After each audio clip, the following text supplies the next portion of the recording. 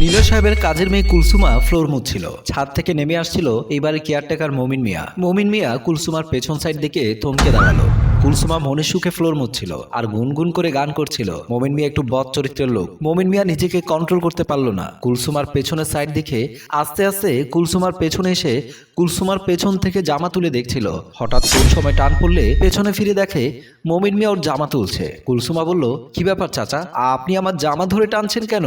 মমিন মিয়া বলল, তোর গায়ে পোকা পড়েছিল, পোকা সরিয়ে দিচ্ছিলাম। কুলসুমা বলল, এইখানে পোকা কোত্থেকে আসলো? আপনি পোকার নাম দিয়ে আমার শরীর দেখছিলেন? মমিন মিয়া বলল, নাউজুবিল্লাহ, এজন্যই তো বলি গরিবের উপকার করতে নেই। কুলসুমা বলল, আমি গরিব, আপনি কি ধনী? মমিন মিয়া বলল, সে কথা যদি তুই বুঝতি তাহলে বউ মরার পরে আমার এতদিন কষ্ট করতে হতো না। কুলসুমা বলল, আপনার কোন দুঃখ আমি বুঝতাম? মমিন মিয়া বলল, এক গরিবে আরেক গরিবের দুঃখ বোঝে, কিন্তু তুই এ গরিবের দুঃখ বুঝলি না। বলেই মমিন মিয়া চলে গেল। কুলসুমা আপন মনে বলতে লাগলো, বুড়ো খাটাস পেছন থেকে আমার শরীর দেখছে আর বলছে পোকা, আমি কি অত বোকা?